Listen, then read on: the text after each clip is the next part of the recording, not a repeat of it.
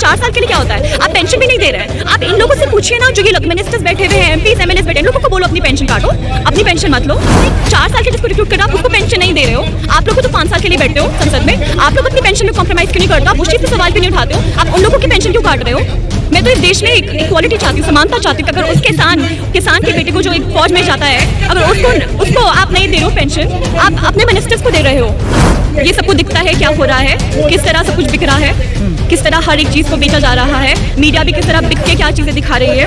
सक्षम होगा तो उसको 25%, तो वो 75 में कौन आएगा फिर? अगर सब बच्चा सक्षम बनेगा, कोई तो 75% में भी आएगा ना। अगर हर इंसान को आप बोल रहे हो कि सक्षम बने बहुत अच्छा है, सबको तो नहीं लेंगे ना। तो वो 75% लोगों के लिए क्यों सक्षम नहीं है? वो अगर 100% में आ रहा है तो वो सक्षम नहीं है क्या? वो इंडियन आर्मी में सर्व कर रहा है 4 साल के, वो सक्षम नहीं है क्या? आप खुद सोच रहे हैं आप क्या कह रहे हैं? मैं इंडियन आर्मी से हटी हूँ, निकाला गया है, अब मैं किसी के घर में गार्ड की नौकरी करूँ? Isn't it insulting? आप इंडियन आर्मी में जॉब कर रहे हो और मैं मंत्री होकर बोल रही हूँ कि चलिए ठीक है, अब आप मेरे घर पे गार्ड की नौकरी करें। आप देश के बॉर्डर्स को प्रोटेक्ट कर रहे हैं, फिर आप एक मंत्री के घर के बाहर वो करेंगे? आप देश के मंत्री हैं, इस देश के लिए बहुत लोगों ने कुर्बानियाँ दी और आप ऐसी स्टेटमेंट्स कैसे पास कर सकते हैं? घर से नहीं बुला रहे। आपकी रिस्पॉन्सिबिलिटी है, आपका कंट्री में एम्प्लॉयमेंट दो, लोगों को एम्प्लॉयमेंट दो, युवा को एम्प्लॉयमेंट दो। आप ऐसी स्टेटमेंट बोल रहे हैं घर से नहीं बोल, घर से कोई आ भी नहीं रहे, नौकरियाँ कहाँ? मान लेते हैं 4 साल तक वो कर लेता है नौकरी, 4 साल के बाद जो वो 75% होगा वो क्या करेगा? फिर तो उसको सड़कों पे उतरना पड़ेगा ना। आपको क्या गलत लग रहा है इसमें? जो भी सरकारी वैकेंसी है, सही क्या लग रहा है? इस चीज़ का ऐसे एडवर्टाइजमेंट किया जा रहा है कि आपको 4 साल के बाद एक एमपी एमएलए बोल रहा है हम आपको अपने घर पे प्लम्बर लगाएंगे, हम चौकीदार बनाएंगे। इंडियन आर्मी से रिटायर होने के बाद क्या लगता है आपको, अग्निवीर वापस हो सकता है आपके प्रोटेस्ट? लगा तो फार्मर्स प्रोटेस्ट के लिए भी नहीं था कि वापस लेंगे, पर जब मासेस, जब हम लोग सारे एकत्रित होंगे एक जगह पे पीसफुली प्रोटेस्ट करेंगे तो लोगों को लेना पड़ेगा। हम लोगों ने अंग्रेजी सरकार को हटाया इस देश से, ये वो देश है जिसने उन लोगों का हुकूमत हटाया इस कंट्री से, तो ये इन लोगों को भी योजना वापस लेनी पड़ेगी। But we have to mobilise, हम लोगों को एकत्रित होना पड़ेगा, अपने में मेजॉरिटी दिखानी पड़ेगी और प्रोटेस्ट करना पड़ेगा। आपको क्या गलत लग रहा है इसमें? जो भी सरकारी वैकेंसी है, सही क्या लग रहा है? इस चीज़ का ऐसे एडवर्टाइजमेंट किया जा रहा है कि आपको 4 साल के बाद एक एमपी एमएलए बोल रहा है हम आपको अपने घर पे प्लम्बर लगाएंगे, हम चौकीदार बनाएंगे। इंडियन आर्मी से रिटायर होने के बाद कोई हटने निकालने के बाद उसको 4 साल के बाद आप प्लम्बर और उसको मिस्त्री बना रहे हैं देश का, आप ये काम कर रहे हैं, तो इसमें सही क्या है? ये लोग तो बोलेंगे ना। और पॉलिसी इंट्रोड्यूस कैसे कर रहे हैं ये लोग? पॉलिसीज देश में तब आती है जब जरूरत पड़ती है। ज़रूरत इस टाइम किन चीज़ों की है? ऐसी चीज़ों की है। कॉन्ट्रैक्ट में लगा रहे हो आप इंडियन आर्मी में, in Indian army which is known in the world. आप ऐसे रिक्रूट कर रहे हैं वहाँ पर लोगों को 4 साल के लिए, जबकि कोई गेम खिला रहे हैं, फिर कह रहे हैं हटो अब तुम्हें चौकीदार बनाएंगे। तो क्यों आपको सरकार ऐसा क्यों कर रही है? अगर जो भर्ती थी, जो नॉर्मल प्रक्रिया पहले होती थी, अब वैसे में ऊपर 4 साल, तो ऐसा क्यों कर रही सरकार? आपको क्या लगता है? कि तो पूरा सिस्टम ही इतनी बुरा तरह से गड़बड़ाया है। आप फार्मर्स जैसे जो जय किसान जो हमारे नारे थे उसको ही पूरी तरह से इन लोगों ने खराब कर लिया है। जय किसान जय जवान वाले सब कुछ, ये सिस्टमेटिकली ये लोग क्या कर रहे हैं, हमारा स्ट्रक्चर को पूरी तरह से ख़त्म कर रहे हैं। एक जो गरीब है, जो बेचारा जवान की पोस्ट के लिए mostly not very good people like us go for it. Like कोई ऑफिसर का बेटा या इनका कोई मिनिस्टर का बेटा विल नॉट गो कोई जवान बनने के लिए।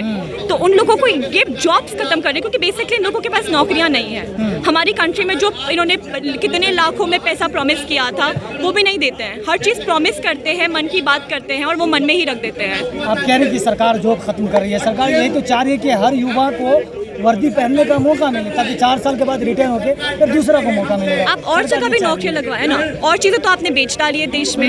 हर चीज़ को प्राइवेटाइज कर रहे हैं, हमारे एयरपोर्ट्स को प्राइवेटाइज कर लिया है। इस देश में बना क्या है, बचा क्या है हमारा, बताइए।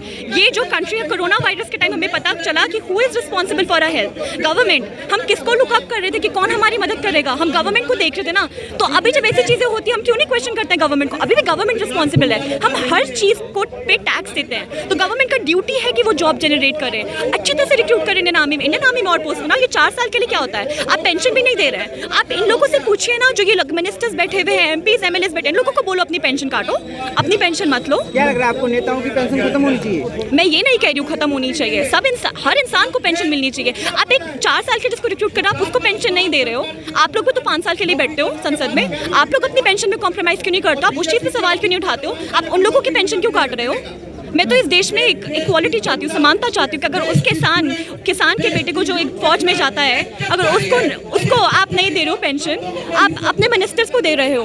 लेकिन सरकार को लोग पसंद क्यों कर रहे हैं? अगर ये सारे मुद्दे हैं भारत में, तो फिर सरकार को पसंद कर रहे हैं, जहाँ भी सरकार बना लेते हैं, बीजेपी की सरकार बन जाती है। हम सब देश है, हम सब भारत है, हम सब में थोड़ा थोड़ा भारत बसता है। मैं तो इस सरकार को पसंद नहीं कर रही हूँ, मुझे नहीं पता कौन पसंद कर रहा है। लेकिन लोग जो है 40% ही लोग पसंद तो करते हैं ना आखिर। तो मुझे लगता है कि मीडिया की गलती है। मीडिया वही लोग दिखाते हैं जो शायद पसंद करते हैं मोदी को, वो लोग नहीं दिखाते हैं जो पीसफुली भी धरने पे प्रदर्शन कर रहे हैं। हम लोगों पे इतना ब्रूटैलिटी हुआ पुलिस के द्वारा, वो नहीं दिखाया किसी ने कि किस तरह कपड़े फाड़े गए हैं पुलिस द्वारा, वो किसी ने नहीं दिखाया। तो मीडिया का कवरेज में मुझे लगता है गड़बड़ है। क्या मीडिया जो है सरकार मतलब सत्ता पक्ष का साथ दे रही है? मैं कुछ नहीं बोलूँगी, ये सबको दिखता है क्या हो रहा है, किस तरह सब कुछ बिक रहा है, किस तरह हर एक चीज़ को बेचा जा रहा है। मीडिया भी किस तरह बिक के क्या चीज़ें दिखा रही है। लेकिन वो ये कहते हैं कि 25% पे ध्यान क्यों नहीं दिया जा रहा है? सक्षम बनिए, 25% में आइए ना, 75% पे क्यों ध्यान दे रहे हैं? ज़्यादा परसेंटेज कितना है, 25 या 75? वो कह रहे हैं हर व्यक्ति सक्षम बने, अगर वो सक्षम होगा तो उसको 25% तो वो 75 में कौन आएगा फिर? अगर सब बच्चा सक्षम बनेगा, कोई तो 75% में भी आएगा ना। अगर हर इंसान को आप बोल रहे हो कि सक्षम बने, बहुत अच्छा है, सबको तो नहीं लेंगे ना वो। तो वो 75% लोगों के लिए क्यों सक्षम नहीं है? वो अगर 100% में आ रहा है तो वो सक्षम नहीं है क्या? वो इंडियन आर्मी में सर्व कर रहा है 4 साल के लिए, वो सक्षम नहीं है क्या? इतना प्रोसेस के बाद आप कभी बॉर्डर साइड जाना, कितना बेचारे लोग पूरा साल मेहनत करके दौड़ते हैं और 4 साल के लिए उनको कॉन्ट्रैक्ट लगा रहे हैं। हमारी इंडियन आर्मी में 4 साल के लिए लगा रहे हैं, and this is a failed model in many of the countries. Bhajpa के नेता कह रहे हैं कि 4 साल के बाद अपॉर्चुनिटी है आपके पास, आप आइए, बेरोजगार हमारे पास है, आप गार्ड की नौकरी हमारे पास है। आप खुद सोच रहे हैं आप क्या कह रहे हैं? मैं इंडियन आर्मी से हटी हूँ, निकाला गया है, अब मैं किसी के घर में गार्ड की नौकरी करूँ? Isn't it insulting?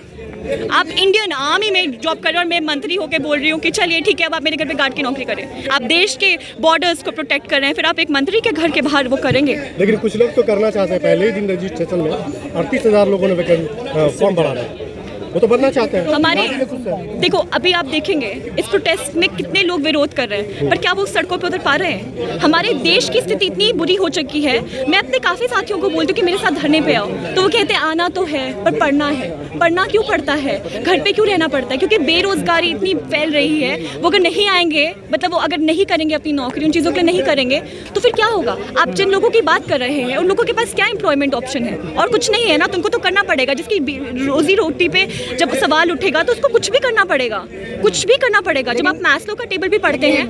बीजेपी नेता का ये भी बयान है कि क्या हम आपके घर से बुलाने जा रहे हैं, अगर आप जाना चाहते हो तो जाइए, मत जाइए। आप इतनी बेहुदा स्टेटमेंट, जो मिनिस्टर वगैरह वो ऐसी स्टेटमेंट्स पास कर रहे हैं इतने ऊपर लेवल पे बैठ के। आप देश के मंत्री हैं, इस देश के लिए बहुत लोगों ने कुर्बानियाँ दी, और आप ऐसी स्टेटमेंट्स कैसे पास कर सकते हैं? घर से नहीं बुला रहे। आपकी रिस्पॉन्सिबिलिटी है, आपका कंट्री में एम्प्लॉयमेंट दो, लोगों को एम्प्लॉयमेंट दो, युवा को एम्प्लॉयमेंट दो। आप ऐसी स्टेटमेंट्स बोल रहे हैं घर से नहीं बोल, घर से कोई आ भी नहीं रहे, क्योंकि नौकरियाँ कहाँ हैं? आप देखेंगे यहाँ पर होटल्स वगैरह के लिए वेटर वगैरह का जब इंटरव्यू होता है, कितनी लंबी, आप लोग भी कैप्चर करते हैं मीडिया वाले, कितनी लंबी लंबी लाइन लगी होती है वेटर बनने के लिए। इतना गंदा वाला। आपने किसान आंदोलन का उदाहरण दिया, किसान तो बॉर्डर पे आके 1 साल तक बैठे थे। कौन सा स्टूडेंट है जो आपके साथ आकर के बैठा हुआ, या किसी बॉर्डर को उसने घेरा है, या किसी सरकारी दफ्तर को उसने दबाव बनाया? हमारी जो देश की आज़ादी भी थी वो 2 हफ्ते में नहीं आई थी, उसके लिए भी टाइम लगा था। तो अभी तो ये मूवमेंट स्टार्ट हुआ है, नहीं लेंगे, मैं किसी और की गारंटी नहीं देती हूँ। वो रविंद्रनाथ टैगोर कहते हैं ना, एकला चलो, कोई नहीं होगा, मैं अकेले भी आ जाऊँगी। आपको क्या लग रहा है कि किसान आंदोलन की तरह, मतलब किसान जो कृषि बिल थे उसकी तरह ये भी वापस हो जाएगी योजना? वापस लेनी पड़ेगी। ये योजना किसके लिए आई है? लोगों के लिए, आवाम के लिए आई है। अगर आवाम खुश नहीं है तो योजना वापस लेनी पड़ेगी। किसान आंदोलन की तरह इसका भी आंदोलन होगा क्या, लग रहा है? मुझे तो लगता है, मुझे पूरा विश्वास है। लेकिन जिस तरह से भर्ती प्रक्रिया जो चालू हो गई है, भर्ती हो रही है, तो नहीं लग रहा है कि इस तरह का वो एक बेचारा युवा जिसको घर पे रोटी नहीं मिलती होगी, जिसकी माँ एक 10 रुपए बचा बचा के अपने बेटे की पढ़ाई के लिए उसको दिल्ली भेजती है। कितने लोग यूपीएससी जो क्रैक करने आते हैं, मैं मिली हूँ लोगों से, अपना बिहार वगैरह में ज़मीन गिरवी रख के आते हैं। अब आप उन लोगों से उम्मीद तो नहीं करोगे ना कि वो यहाँ के धरना करेंगे, जिनके लिए सरकार की रिक्वायरमेंट जब पूरी हो जाएगी तो सरकार बिल वापस क्यों ले, या स्कीम वापस क्यों लेगी? वो उनका रिक्वायरमेंट पूरा होने का या ना होने का वो तो वैसे भी पूरी होगी, क्योंकि इतनी बेरोजगारी है देश में। तब भी आपको क्या लगता है वो पूरा होने के बाद ये योजना ठीक है? 4 साल के बाद युवा क्या करेगा? अगर मान लेते हैं 4 साल तक वो कर लेता है नौकरी, 4 साल के बाद जो वो 75% होगा वो क्या करेगा? फिर तो उसको सड़कों पे उतारना पड़ेगा ना, क्योंकि नौकरियां कहाँ हैं। लास्ट में आप सरकार से क्या कहना चाहोगे अग्निपथ योजना को लेकर? ये धरना चलता रहेगा, ये आंदोलन चलता रहेगा।